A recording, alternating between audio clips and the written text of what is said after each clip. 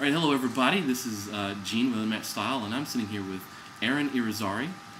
He is the user interface or user experience specialist with Penny Saver, and he also runs his own blog. This is Arron's Life, which we featured a couple of times in Unmatched Style, and I've always liked your blog designs. Oh, thank you. And I wanted to get him on Skype and just talk with you, Arron, about. You recently did you called it a rant, but I thought it was a pretty good opinion piece about just diluting content and how an entitlement affects that. Mm-hmm. And I thought it was pretty poignant. And what were you thinking? Like, what caused you to make that post? I think it was within my own frustration with myself and my blog. As I work a full-time job. I'm the user experience designer at Penny Saver. I have a lot on my plate, and sometimes I have an occasional side project from home. Mm-hmm. And I have a wife, and I have 2 daughters and a cat. So, my time is often pretty limited, and so I come across the frustration of wanting to continually put out content on my blog to keep people coming. And my frustration was like, man, I've had these ideas for posts. I'm not getting them done. It's some of them are like 2 weeks overdue, at least to myself, because I'm the only person who does it. So they're only overdue to me. But I really got frustrated with that. And I started looking at just what was out there. And I just, you see it through Twitter streams and you see posts.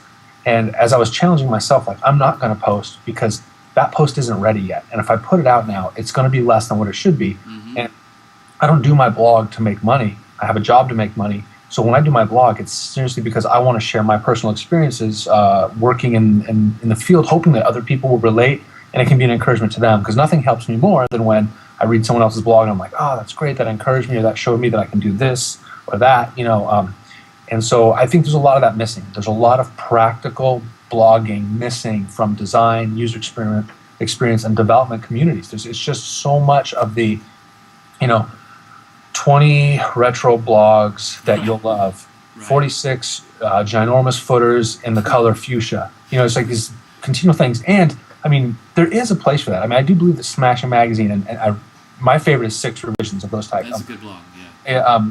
Jacob is awesome. And Smashing Magazine does a lot of good content as well.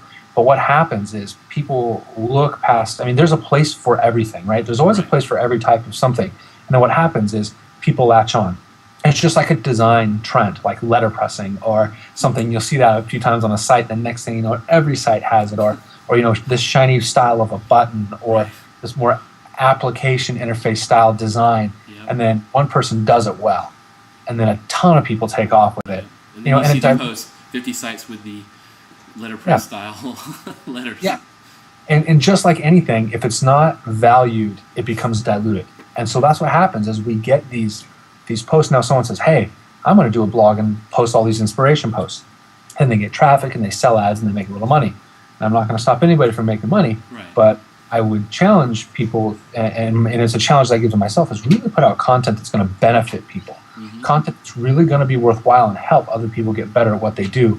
There's no one hardly blogging at all of what it's like the struggles of, there are, but they're not getting as much attention as these other posts that are, 50 list posts of this, not like, man, I'm dealing with this frustration with clients, or hey, I'm struggling putting together RFPs, or I'm struggling with, this situation on a development team on, at my job, or whatever it is. No one's writing about those things, and not writing from an aspect of necessarily venting about how bad things are, but how to work through them and overcome them, and how many of us need that? I'm pretty sure I'm not the only in-house user experience designer in the world. There's probably tons of them who deal with different aspects of their job, and they need that value. They need someone to write about that kind of a thing. And so, I don't know. I saw that. I just see that, and I see a lot of entitlement in that we hate everything. Designers hate everything. We say that we're the most open-minded people.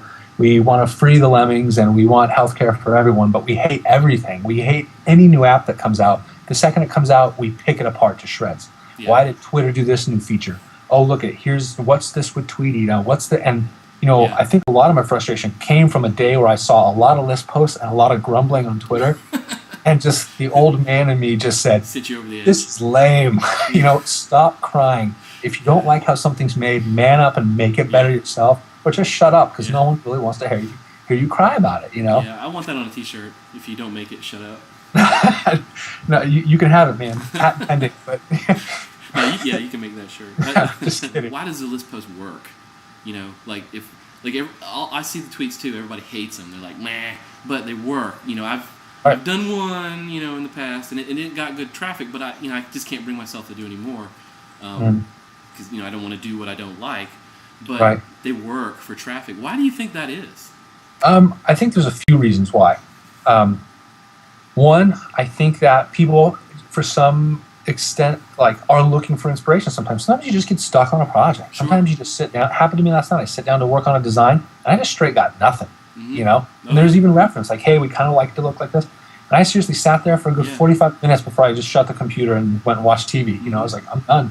I didn't have anything. And so I think there's that aspect. And I think what it does is it's very enabling. If I go look at, as a designer, if I go look at a bunch of posts where, there are different headers or, 30 contact forms using Ajax or these different things, then I don't have to figure it out myself. More times than not, I can kind of copy/edit it, work a little bit towards something, and I don't have to problem solve, figure out the design, and be creative. Now, starting points are good, and inspiration is important, but at the same time, I think there is a bit of enablement in that if I go look at a bunch of other things other people have done, it takes the burden off of me to come up with something on my own, which is a bummer, because if more people actually did work through and come up with something on their own, we would have a lot less diluted content. Our web trends would be a lot different than they really are now. We'd have less flags that wrap around the edge of the site. And we all do it because we think it looks cool, or it does, or it's current. But at the same time, if more people figured it out on their own, we'd probably have a lot of interesting new trends coming out. I think we'd have great work. For you, and I want your personal opinion, like, what's the best type of community, or what's the best one that you feel like you're involved in online? I'm actually involved in a really cool community online via Skype called UXters, and it's a bunch of user experience people who did all work in different aspects of user experience fields. And what's cool about it is it's just my Skype is open throughout the day. And so as we're working through things, we're chatting, sometimes it's like, hey, like for instance, I needed here at Penny Saver, we need a contract PHP developer. So, hey guys, you guys worked with the developer? And we're always kind of just chatting, I'm not on it all day, but you just check in every once in a while and talk to other people, hear about their experiences, maybe give them some encouragement, or if you're frustrated or stuck, then you can reference them and they help out. And where I live, we have one called Collect, and it is for designers to get together. Actually, it's creatives in general, not just designers, people who do film, photography, other things. And we get together and just talk about what we're doing, share experiences, and actually a lot of collaboration comes from that. And for me, community is defined in the phrase, community is helping each other get to places we couldn't get on our own, right? Well said. So, I love that idea. I love the idea of like, oh, you need a developer? Well, I got a buddy who does that. Maybe we can connect you guys. Or you're looking for a content person? Oh, my friend over here does that. Or, hey, my company's looking for a company to build this for them. Would your company be interested in getting an RFP? Through the community of people I know, we all work together. We help each other out. And it's not about status. It's just literally like, hey, you help me, I help you. And we build community that way. Aaron, thank you for spending some time with me. Hey, always want to get your opinion on these things. Cool, man. Anytime. Thank you so much. Appreciate it. Thank you. All right.